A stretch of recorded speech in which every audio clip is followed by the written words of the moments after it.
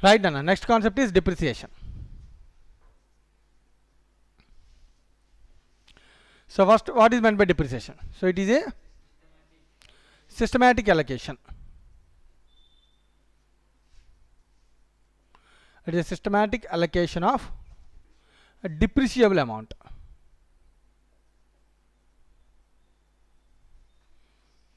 over its useful life. See the definition, Anna. It's a definition of depreciation as per the Companies Act. Schedule 2 depreciation meaning అనేది. So companies యాక్ట్లో డిప్రిసియేషన్కి ఒక meaning ఇచ్చాడు. So దీన్ని జాగ్రత్తగా observe చేస్తే first of all దీనిలో important things అన్న it's a systematic allocation. So allocate చేస్తానంటున్నాను సిస్టమాటిక్గా. సో ఎవరికి అలొకేట్ చేస్తున్నాడు? మొదటి పాయింట్, అలొకేట్ చేయాలన్నా ఎవరికి అలొకేట్ చేయాలి? It should be allocated over its useful life. So asset యొక్క లైఫ్ మొత్తం అంతా కాలం ఏం చేయాలంట?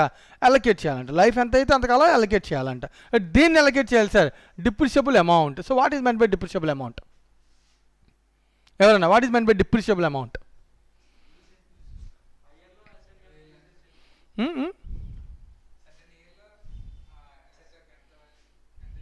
అంటే అసెట్ వాల్యూ డిప్రిషియబుల్ అమౌంట్ అంటే డిప్రిసియేషనా? అంటే యూసేజ్ అంటే మీన్స్ డిప్రిసియేషన్ అన్నాను. డిప్రిషియబుల్ అమౌంట్ అంటే డిప్రిసియేషనా అడుగుతున్నాను. నువ్వు చెప్పింది usage first depreciation. So depreciable amount డిప్రిసియేషనా? సో డిప్రిషియబుల్ అమౌంట్ అంటే నాన్న ఎసెట్ని జాగ్రత్తగా ఎసెట్ని డిప్రిషియేట్ ఎంతవరకు చేస్తావో దాన్ని డిప్రిషియబుల్ అమౌంట్ అంటాం. ఫర్ ఎగ్జాంపుల్ నా దగ్గర ఒక బెంచ్ ఉంది, ఇది ఒక ఎసెట్. ఓకేనా? Property, plant and equipment as per the accounting standard number 1, sorry as per the accounting number 10. So it is a asset. ఓకేనా? Fixed asset. ఇప్పుడు ఈ అసెట్ని AS 10 ప్రకారం ఈ అసెట్ని నేను షెడ్యూల్ 2లో కంపెనీస్ యాక్ట్లో చెప్పిన డిప్రిసియేషన్ అప్లై చేయాలంటే ఈ అసెట్ నేను 10,000 కొనాను అనుకున్నాను. సో ఎంత డిప్రిసియేట్ చేయాలి? ఇది ఫస్ట్ క్వశ్చన్. ఇప్పుడు ఈ అసెట్ని ఎంత కొన్నాను? So the cost of the asset is 10,000. So the amount of depreciable amount is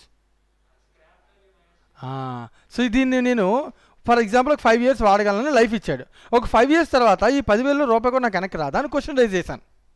అంటే లేదు సార్ 10,000 అసెట్ ఒక 5 years మీరు వాడుకోండి, వాడుకున్న తర్వాత తీసుకెళ్ళి మార్కెట్లో మీరు ఇచ్చేస్తే స్క్రాప్ కింద అమ్మినా ఒక 1,000 రూపాయలు వస్తుంది అన్నాడు, ఏదో 2,000 వస్తుంది అన్నాడు. అంటే నా అసెట్ యొక్క వర్త్ ఎంత నేను యూజ్ చేస్తున్నట్టు? 8,000. The usable value. Depreciable amount అంటే ఏంటన్నా usable value of the total usable value of the asset. Right అన్న? దీన్ని ఎలా మనం క్యాలిక్యులేట్ చేస్తానన్నా? కాస్ట్ మైనస్ స్క్రాప్ వాల్యూ అని అంటాం. ఏమంటుంది దీన్ని? Cost minus scrap value. Scrap వాల్యూకి ఇంకొక పేరు ఏంటన్నా? Residual value, not realizable value. Realizable value అంటే ఏంటన్నా? Sale value. రైట్ అన్న? ఇది మిగిలిపోయిన తర్వాత ఉన్న వాల్యూని ఏమంటాం? రెసిడ్యువల్ వాల్యూ అని అంటాం. ఓకేనా? Right. Sale value of the asset is different కదా. సో రియలైజబుల్ వాల్యూ అంటే sale value of the asset. So ఇది sale value of the asset after its useful life. Useful life తర్వాత సేల్ వాల్యూని ఏమంటుందని మనం రెసిడ్యువల్ వాల్యూ అంటాం. Or it is also known as scrap value. ఓకేనా? So ఇప్పుడు నేను దీన్ని అర్థం చేసుకోవాలంటే ఫర్ ఎగ్జాంపుల్ ఒక అసెట్ కాస్ట్ 10,000 అయితే ఒక 5 years లైఫ్ అనుకుంటే 5 years తర్వాత దీని స్క్రాప్ వాల్యూ ఒక 2,000 వస్తుంది అనుకుంటే నా అసెట్ యొక్క అమౌంట్ నేను ఎంత అమౌంట్ డిప్రిషియేట్ చేస్తే చాలు? 8,000. నేను డిప్రిషియేట్ చేసిన దాన్నే కదా నాన్న. నాకు ఒక 1 year తర్వాత లేదా 5 years తర్వాత నాకు ఎంత అమౌంట్ రికవర్ చేసుకోగలగాలి నేను? 1 year life for example asset cost 10,000, life 4 years. Right అంటే 4 years తర్వాత స్క్రాప్ వాల్యూ 2,000. ఓకేనా? అంటే నేను 4 yearsలో ఎంత అమౌంట్ని రికవర్ చేయాలి? 4 years తర్వాత 8,000 నేను రికవర్ చేయాలి. 2,000 ఆల్రెడీ సేల్ వాల్యూ ఉంటుంది కదా. అంటే 8,000 నేను యూజ్ చేసుకోగలగాలి. రికవరీ అంటే recovery means usage. So usage of the asset. Right అన్న? నేను ఆ అసెట్ని యూజ్ చేసి దాని నుంచి బెనిఫిట్ పొందగలగాలని. ఎంత అమౌంట్? 8,000. సో దాన్ని మనం అంటాం నా డిప్రిషియబుల్ అమౌంట్ అని అంటాం. ఫస్ట్ పాయింట్ మాకు క్లియర్ అన్న? సో డిప్రిషియబుల్ అమౌంట్ నాకు కావాలి అంటే నాకు ఇన్ఫర్మేషన్లో 2 ఉండాలని. ఏంటా 2? ఒకటి కాస్ట్ తెలియాలి, రెండోది స్క్రాప్ వాల్యూ తెలియాలి. రైట్ అన్న? సో ఎప్పుడు కూడా అసెట్ని ఎంత డిప్రిషియేషన్ చేస్తామంటే మనం ఎంతవరకు డిప్రిషియేట్ చేస్తామన్న? Up to scrap value. Scrap వాల్యూని ఎప్పుడు కూడా మనం డిప్రిషియేట్ చెయ్యము. అదే కదా మీనింగ్ ఆఫ్ డిప్రిషియబుల్ అమౌంట్ అంటే. రైట్ అన్న? Okay, it's a systematic allocation of depreciable amount. Very good. Allocate చేయాలి, ఎంతకాలం అలొకేట్ చేయాలి? Over its useful life. Right అన్న? So the depreciation involves 3 factors. Depreciation involves 3 factors. What are the 3 factors, Nana? First one is cost. Second one is scrap value. దాన్ని base చేసుకున్న కదా ఏమొచ్చింది, డిప్రిషియబుల్ amount. ఇది లేకపోతే మనం డిప్రిషియబుల్ అమౌంట్ చెప్పగలమా, చెప్పలేము. So 3 useful life. అయితే ఇక్కడ దీనిలో ఇంకొక చిన్న ప్రాబ్లం ఉంది. So cost means historical cost or acquisition cost, అంతే కదా అన్న. సో నేను ఎంత పెట్టుకున్నానో దాన్ని జరిగిందని హిస్టారికల్ కాస్ట్ అంటాను. But these 2 are estimated values. So depreciation నేను క్యాలిక్యులేట్ చేసేవాడు 3 ఫ్యాక్టర్స్ మీద ఆధారపడి ఉంటుందన్న డిప్రిసియేషన్. సో 3 ఫ్యాక్టర్స్లో ఒక ఫ్యాక్టర్ ఏంటి, కాస్ట్, ఒక ఫ్యాక్టర్ ఏంటి, స్క్రాప్ వాల్యూ, ఇంకో ఫ్యాక్టర్ ఏంటి, యూస్ఫుల్ లైఫ్. దీనిలో ఒక ఫ్యాక్టర్ ఇంకర్డ్ కాస్ట్ అన్న, అది మారదు. కానీ ఏవైతే ఎస్టిమేటెడ్ వాల్యూస్ ఉన్నాయో ఇవి ఏమవుతాయనన్నా, ఎస్టిమేట్స్ కదన్నా. ఫర్ ఎగ్జాంపుల్ నేను 2001లో ఉన్నాను, 2000 ఇయర్లో ఉన్నాను, 5 years లైఫ్ అన్నాను. 5 years లైఫ్ అనేదాన్ని నేను ఎస్టిమేట్ చేశాను కదా. సో యూస్ఫుల్ లైఫ్ అనేది ఒక 5 years అనేది ఏంటి, ఒక technical estimate. It's not a real. నిజంగా 5 ఏళ్ళు వస్తుంది లైఫ్ అంటే. ఒక బెంచ్ నేను 5 years అంటే 5 years వాడతాను, 10 years వాడకూడదా, వాడచ్చేమో. ఒక 5 years అయితే బెంచ్ పనిచేస్తుందేమో, లేదు 5 కాదు 6 అవుతుందేమో, అర్థమవుతుందన్న. సో కాబట్టి లైఫ్ అనేది ఒక టెక్నికల్ ఎస్టిమేట్, ఇది ఏమవచ్చు, మారచ్చు. Right. Scrap value, scrap value కూడా అంతేగాని ఇది కూడా ఒక ఎస్టిమేటే కదా. ఒక 5 years తర్వాత దీన్ని నేను అమ్మితే ఎంత వస్తుంది ఏమో. ఒక 5 ఏళ్ళ తర్వాత దీని యొక్క ఐరన్ యొక్క వాల్యూ పెరిగిపోయింది మార్కెట్లో, దీన్ని స్క్రాప్ చేస్తే 2000 కాదు 3000 రావచ్చేమో. మా అర్థమవుతుందని చెప్పాను నేను. సో ఇప్పుడు మరి స్క్రాప్ వాల్యూ కూడా ఏమవచ్చు, మారచ్చు. These 2 things are known as estimated values. These should be revised or verified every year. నేను ఎవ్రీ 2 వాటిని మనం వెరిఫై చేసుకుంటాం అలా. సార్ మనం అనుకున్న లైఫ్ ఎంతనా 5 years, 1 year అయిపోయింది అంటే రిమైనింగ్ లైఫ్ ఎంత ఉండాలి 4, రైట్ ఆర్ రాంగా వెరిఫై చేసుకోవాలి. అవసరమైతే దాన్ని ఏం చేయొచ్చు, రివైజ్ చేసుకోవచ్చు. వెరిఫై చేస్తాము, లైఫ్ 4 years కాదు ఇంకో 1 year ఎక్స్ట్రా ఉంటుంది అంటే ఆల్రెడీ 1 year అయిపోయింది, ఇంకో 1 year ఎక్స్ట్రా ఉంటుంది అంటే దాని అర్థం లైఫ్ ఎంతకల్లా 5 నుంచి 6 చేయొచ్చా, ఏమో నువ్వు నిజంగా ఫీల్ అయ్యి కరెక్ట్ అనుకుంటే ఏం చేసి దాన్ని మార్చుకోవచ్చు. రైట్ అన్న. The estimate can be change, the estimate should be verified at least every year. మా మీనింగ్ అర్థమవుతుంది. కాస్ట్లో మార్పులు ఏమి ఉంటాయా, జరిగిపోయిన కాస్ట్ ఖర్చు పెట్టిన కాస్ట్లో మార్పులు ఏమి ఉండవు. మీనింగ్ అర్థమవుతుందన్న. Most important thing, these are all called, these 3 are called factors. So note చేయండి point. The factors of depreciation are 3 items. Cost, it is historical cost, incurred cost. Second one is scrap value. Third one is useful life. These 2 are estimated values. These should be verified at least every year.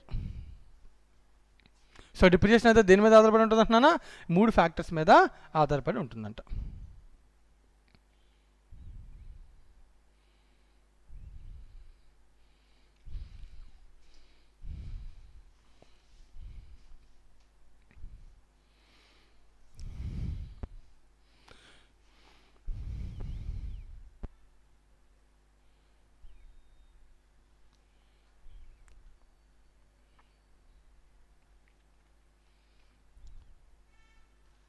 Right నా.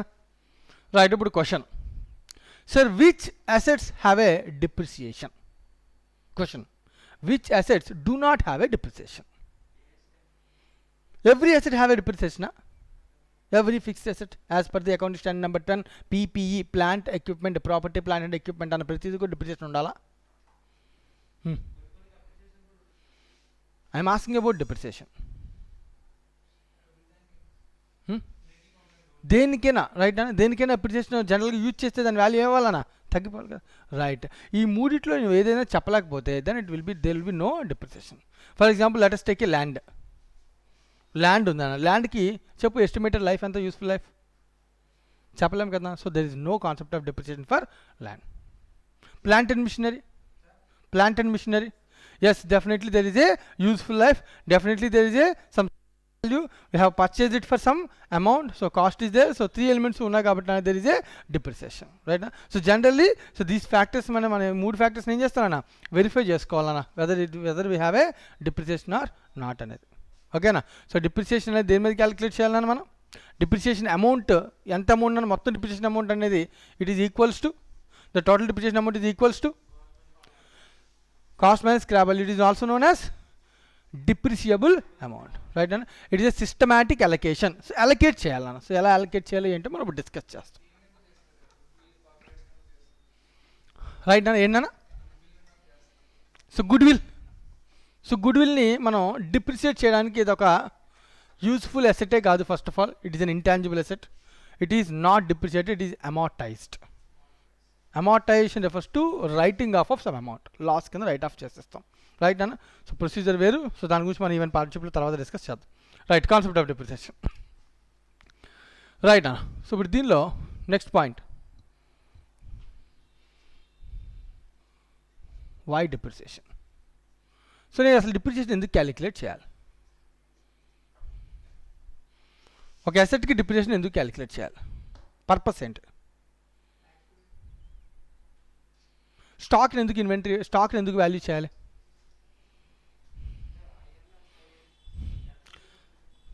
మిగిలిపోయిందంతా తెలుసుకోవడం కోసం stock value చేయాలి, అంతేనా? మిగిలిపోయింది తెలుసుకుని ఏం చేస్తున్నావు?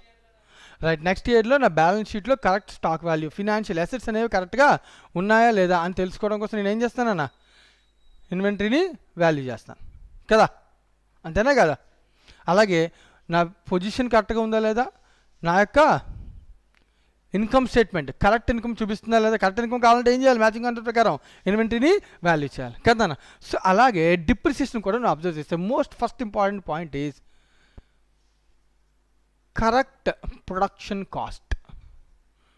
ఒక గూడ్స్ నేను ప్రొడ్యూస్ చేశాను అనుకో నాన్న, ప్రొడ్యూస్ చేయడానికి నాకు ఎంత ఖర్చు అయిందో నేను అడిగాను అనుకో, ప్రొడ్యూస్ చేయడానికి. రైట్ నాన్న. సో డిప్రిసియేషన్ అనేది ఒకటి కాస్ట్, అది కూడా ఒక యూసేజే. ఇప్పుడు నేను ఒక మిషనరీ ఉంది, ఒక మిషనరీ నుంచి గూడ్స్ ప్రొడ్యూస్ చేస్తాను, మిషనరీని యూజ్ చేశాను అంటే ఇప్పుడు ప్రోడక్ట్ కాస్ట్ ఎంత అంటే మిషనరీ యూసేజ్కి ఏమైనా కాస్ట్ ఎంత కొంత అలొకేట్ చేయాలి కదా. అది అలొకేట్ చేయకపోతే నా పెన్ కాస్ట్ కరెక్ట్గా తెలుస్తుందా? ఫర్ ఎగ్జాంపుల్ ఈ పెన్ ఉంది, ఈ పెన్ ప్రొడ్యూస్ చేస్తాను, మెటీరియల్ కాస్ట్ ఎంత కౌంట్ చేస్తాను, లేబర్ కాస్ట్ ఎంత కౌంట్ చేస్తాను, పెన్ ప్రొడ్యూస్ చేయడానికి లేబర్ ఎంత ఖర్చు అయింది కౌంట్ చేస్తాను. ఈ పెన్ ప్రొడ్యూస్ చేయడానికి పవర్ ఎంత ఖర్చు అయిందంటే పవర్ బిల్ తీసుకుని చెప్పగలను. ఈ పెన్ ప్రొడ్యూస్ చేయడానికి some maintenance over head expenses ఏమైనా ఖర్చు అనుకున్నా, అది ఎంతంత గ్రీజు ఆయిల్ ఏదైనా ఖర్చు పెట్టచ్చు. వాచ్మెన్ అన్నాడు, వాచ్మెన్కి శాలరీ పే చేస్తాను, దానిలో కూడా కొంత పర్సెంట్ తీసుకొచ్చి ఛార్జ్ చేస్తాను, ఫ్యాక్టరీలో ఉంటే ప్రొడక్షన్కి వాడు రిలేట్ అయ్యి ఉంటే. సో నేను అన్నీ తీసుకొచ్చి యాడ్ చేస్తున్నాను, బాగానే ఉంది. మరి మిషనరీ మెయిన్గా దీనికోసం వాడాను, దాని కాస్ట్ని తీసుకొచ్చి ఛార్జ్ చేయడానికి దానికి ఏమైనా బిల్ వస్తుందా? మిషనరీకి ఏముంటుంది, ఆల్రెడీ నేను పర్చేజ్ చేశాను. అలా అని చెప్పి పెన్ మొత్తం పెన్స్ ఒక్కసారి చేసిన పెన్స్ అన్నిటికీ వెళ్ళి ఒకేసారి తీసుకొచ్చేస్తాను, దాన్ని కాస్ట్ మొత్తం ఒకసారి యాడ్ చేస్తానా? చేయలేము, ఎందుకంటే machinery life more than 1 year కదా. మరి అలాంటప్పుడు ఈ కాస్ట్ని ఎలా అలొకేట్ చేయమన్నాడు వాడు? ఓవర్ ఇయర్ లైఫ్ ఒక్కొక్క కాస్ట్ కొంత తీసుకొచ్చి దాన్ని యాడ్ చేసుకోండి అని చెప్తున్నాను. సో అందుకనే నేను కరెక్ట్ ప్రొడక్షన్ కాస్ట్ కనుక్కోవాలంటే నేను ఏం చేయాలి? డిప్రిసియేషన్ ఖచ్చితంగా ఎవాల్యుయేట్ చేయాలి. 2 ఇంకా ట్రూ ఇన్కమ్, సేమ్ థింగ్. నా ఇన్కమ్ అండ్ ఎక్స్పెండిచర్లో నా ప్రాఫిట్ అనేది కరెక్ట్గా తెలియాలంటే డిప్రిసియేషన్ రాయాలి కదా. డిప్రిసియేషన్ అనేది ఒక ఎక్స్పెండిచర్ రాయిపోతే నా ఇన్కమ్ కరెక్ట్గా తెలుస్తుందా? తెలియదు. సరే అది ఖర్చు అవ్వదు కదా క్యాష్ రూపంలో. క్యాష్ రూపంలో ఖర్చు అవ్వకపోయినా నేను పర్చేజ్ చేసినప్పుడు క్యాష్ రూపంలో ఖర్చు అయింది కదా, మరి దాన్ని నేను ఇప్పుడు యూజ్ చేస్తున్నాను కదా. సో కాబట్టి నేను ఏం చేయాలి? ట్రూ ఇన్కమ్ స్టేట్మెంట్ ప్రజెంట్ చేయాలంటే depreciation should be recorded. Right అన్న. Next true financial position, balance sheet. Balance షీట్లో అసెట్ని కొన వాల్యూకి చూపించాను అనుకున్నాను. 1 year పాటు నువ్వు కొన్నది అంటే ఎంత కొనవు అంతే ఉందా దాని వాల్యూ? దాన్ని యూజ్ చేశాను కదా నేను, అంటే దాని వాల్యూ తగ్గి ఉండాలి కదా ఎంత కొంత. మరి తగ్గించి చూపించకపోతే ఫైనాన్షియల్ పొజిషన్ కరెక్ట్గా ఉంటుందా? లేదు. ఇవి 3 కూడా బేసిక్ థింగ్స్. రైట్ అన్న. అయితే most important one is replacement. The most important factor is replacement. The purpose of depreciation is replacement of the asset. Sir ఎలా replacement of the asset? Asset replace అయిపోతుందా? Asset replace అయిపోతుందా? Asset replace అవుతుందా నాన్న concept of డిప్రిసియేషన్లో? అవుతుంది. Sir ఎలా replace అవుతుంది? Asset replacement ఎలా అవుతుంది? ఫర్ ఎగ్జాంపుల్ ఒక బెంచ్ ఉంది అన్న, దీని కాస్ట్ ఎంత? 10,000 అన్న. దీని కాస్ట్ ఎంత? 10,000. దీని లైఫ్ ఎంత అనుకున్నాం? 4 years.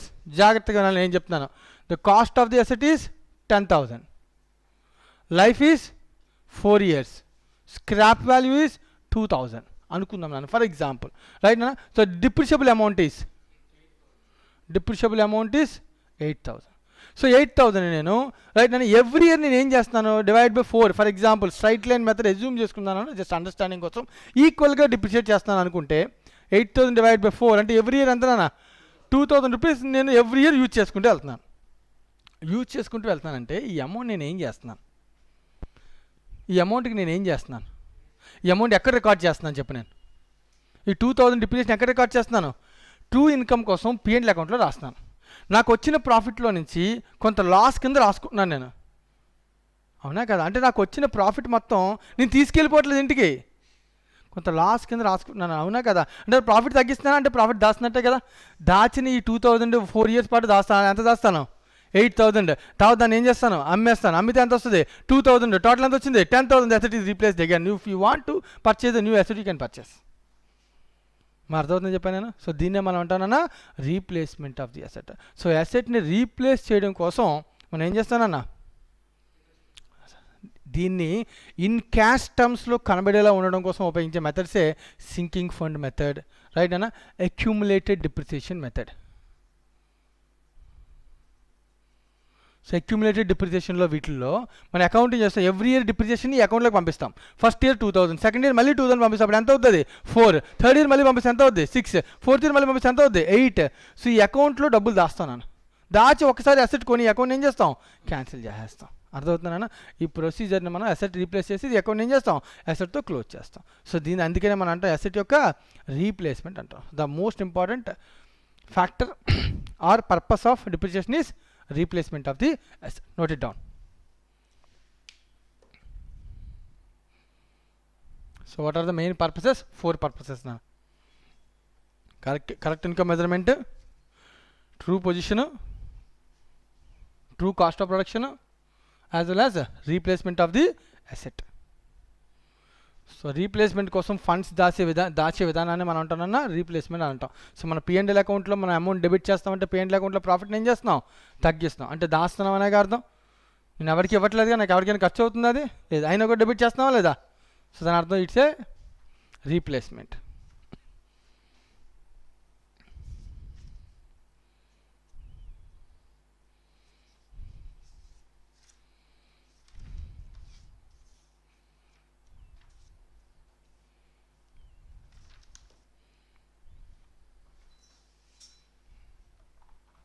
Right done.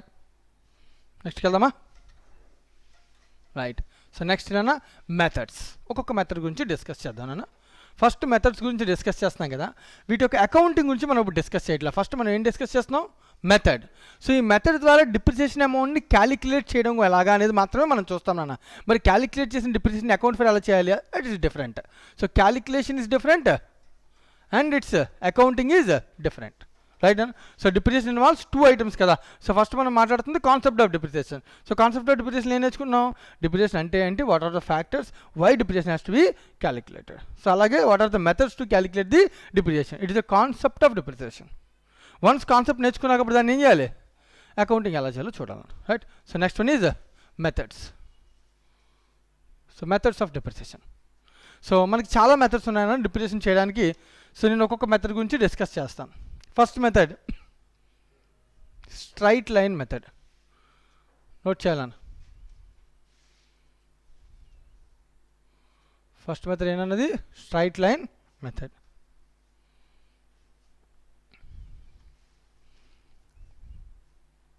So what is men by straight line method? Straight line, దీనికి ఇంకో పేరు ఏమైనా ఉందా? దీనికి ఇంకో పేరు ఏమైనా ఉందా? జనరల్గా అడుగుతున్నాను నేను. లైక్ ఇప్పుడు ఇంకొక మెథడ్ ఉంది, ఏంటన్నా అది? Return down value method. దానికి ఇంకో పేరు ఏమైనా ఉందా? రెడ్యూసింగ్ బ్యాలెన్స్ మెథడ్ అని అంటాం. Written down value method or reducing balance. So straight line మెథడ్కి అలాంటి పేర్లు ఏముండవు, ఒకటే పేరు, ఓకేనా. సో స్ట్రైట్ లైన్ మెథడ్లో so that means equal depreciation. నువ్వు చెప్పిన అమౌంట్ వర్డింగ్ రైట్ నా. సో ఏంటనేది డిప్రిసియేషన్ ఈజ్ ఈక్వల్, రైట్ నా. So how to calculate depreciation? So formula calculate చేద్దాం. సో డిప్రిసియేషన్ పర్ ఆనం నాకు ఎంతో తెలియాలన్న అంటే నేను ఎలా క్యాలిక్యులేట్ చేస్తానన్నా? Formula for depreciation is cost of the asset minus scrap value or residual value division useful life. So scrap value and useful life both are estimates. So sometimes అలా రాస్తా estimated scrap value అని రాస్తాడు, లేదు కొత్తది అనుకోకు, ఎందుకంటే those 2 are estimates, right. So దీనివల్ల నాకు ఏం తెలుస్తుంది? డిప్రిసియేషన్ పర్ ఆనం, రైట్ అన్న. So what is the percentage of depreciation? ఆ రేట్ ఆఫ్ డిప్రిసియేషన్ ఎలా కనొచ్చిన? సో రేట్ ఆఫ్ డిప్రిసియేషన్ ఎలా కనుక్కోవచ్చు? So depreciation per annum divide by into 100 చేస్తే రేషియో వస్తుంది, రైట్. డివైడ్స్ ఏంటి? ఇది cost of the asset. So cost మీద పర్సంటేజ్ చెప్తాను, రైట్ అండ్ కాస్ట్ మీద ఏం చెప్తాం పర్సెంటేజ్, ఎందుకంటే నేను డిప్రిషియేట్ ఎంతవరకు చేసుకుని వెళ్తాను కాస్ట్ మీద. రైట్ అండ్ ఒక చిన్న ఎగ్జాంపుల్ దీనికి అండర్స్టాండింగ్ కోసం, చాలా ఈజీ అండర్స్టాండింగ్ కోసం. ఫర్ ఎగ్జాంపుల్ నేను తీసుకున్నాను ఒక కాస్ట్ ఆఫ్ ది అసెట్ ఇందాక అనుకున్నాను నేను ఎంత అన్న 10,000. సో మైనస్ స్క్రాప్ ఎంత అనుకున్నాను అన్న ఒక 2,000. లైఫ్ ఎంత అన్న 4 years. So that equals to 2,000 ఇది every year depreciation. So what is the rate of depreciation అంటే ఏం చెప్తాను 2,000 డివైజన్ 10,000 అని. సో నాట్ ఎట్ ఆల్ 8,000 ప్రమాదం అదే. The rate of depreciation is always expressed on cost. ఓకేనా. సో ఇంటూ 100 అంటే ఎంత పర్సెంటేజ్ అన్న, ఎంత పర్సెంటేజ్ అన్న 20%. అంతేనా కదా, 20% కదా అన్న. రైట్. సో ఇప్పుడు ఈ 20% తీసుకెళ్ళి నేను 10,000 మీద అప్లై చేశాను అనుకోనా, నాకు వస్తుందా రాదా 2,000 వస్తుందన్న. అలా ఎవ్రీ ఇయర్ సేమ్ చేస్తాను. ఎంతకాలం చేస్తాను 4 years చేస్తాను. అంటే ఎంత అమౌంట్ డిప్రిషియేట్ చేస్తాను 8,000. రైట్ అండి. సార్ మరి 10,000 రిడ్యూస్ అవ్వలేదు కదా, 10,000 అవ్వదు. మనం అసలు 10,000 అయ్యేలా మనం చేయట్లా, మనం చేసేది ఎంత 8,000. సో 8,000 ఏమంటాం డెప్రిషియబుల్ అమౌంట్ అంటాం. సో దాన్ని ఏమంటాం డెప్రిషియబుల్ అమౌంట్ అంటాం. ఓకేనా, క్లియరే కదా అన్న. సో దీనిలో ఏమైనా డౌట్ ఉందా, ఏం లేదు కదా, క్లియరే కదా అన్న. రైట్. కొన్నిసార్లు నాన్న ఎగ్జామ్లో మనల్ని కన్ఫ్యూజ్ చేయడానికి డేటాలు వేస్తాడు. లైక్ కాస్ట్ ఇస్తాడు, స్క్రాప్ వాల్యూ చెప్పడు, లైఫ్ 4 years అంటాడు, రేట్ ఆఫ్ డిప్రిసియేషన్ 20% అంటాడు. Why not 10,000 divide by 4 2,500 per depreciation తీసుకోకూడదా per annum? నేను క్వశ్చన్ అనేది జాగ్రత్తగా నేను ఏం చెప్తున్నాను, కాస్ట్ ఆఫ్ ది అసెట్ ఇస్తాడు, లైఫ్ ఇస్తున్నాడు, రేట్ ఆఫ్ డిప్రిసియేషన్ ఇస్తున్నాడు.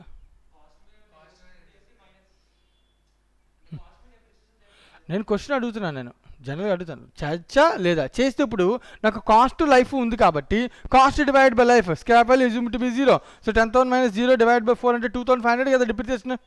సో అది చేయొచ్చు కదా నేను అంటాను. జనరల్గా ఈ ఫార్ములానే చేస్తారు అని పిల్లలందరూ. ప్రాబ్లం అదే, ఎందుకు చేయకూడదు.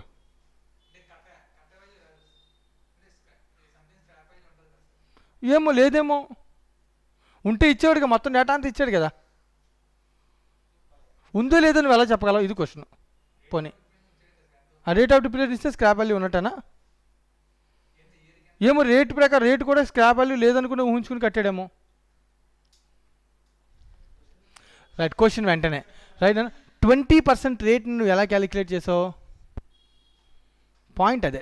20% అనేది ఆ రేట్ ఇచ్చాడు కదా, ఆ రేట్ ఎలా క్యాలిక్యులేట్ చేశాడు వాడు, డిప్రిసియేషన్ per annum అంటే వాడు డిప్రిసియేషన్ అనేది క్యాలిక్యులేట్ చేసి రేట్ ఇచ్చాడు కాబట్టి you have to follow rate. Depreciation అనేది రాకుండా రేట్ కనుక్కోగలవు అసలు, నువ్వు కనుక్కోలేవు. అంటే నువ్వు రేట్ చెప్తున్నావు అంటే నీకు ఆటోమేటిక్ ఏంటి అర్థం, డిప్రిసియేషన్ వాడు క్యాలిక్యులేట్ చేశాడని అర్థం. అర్థమవుతుందన్నా. అంతేగాని మనల్ని క్యాలిక్యులేట్ చేయమని ఉద్దేశం కాదు. సో కావాలంటే నువ్వు ఇది కనుక్కుని రెఫరెన్స్ కనుక్కొని రివర్స్ వర్కింగ్ చేసి నువ్వు కావాలంటే ఇంకో 2,000 ఏమనుకుని కనిపెట్టచ్చు అన్న స్క్రాప్ వాల్యూ అని కనిపెట్టచ్చు. If the rate is given you have to apply only rate because rate is calculated based on depreciation. Based on depreciation మా ఓకేనా. రైట్. సో డిప్రిసియేషన్ ఎలా వస్తుంది నాన్న, based on cost and scrap value and useful life. అంటే ఆటోమేటిక్గా మూడింటిని consider చేసినటువంటి rate ఉండగా రేట్ను వదిలేసి లేని దాన్ని ఎందుకు ఊహించుకోవడం అనేది వాళ్ళ అజంప్షన్. ఓకేనా. So that is the method of straight line. So straight line method ఏం చెప్తుందన్నా, the depreciation is equal every year. Depreciation is equal. Right. మా అర్థమైనట్టేనా, ఎనీ డౌట్స్?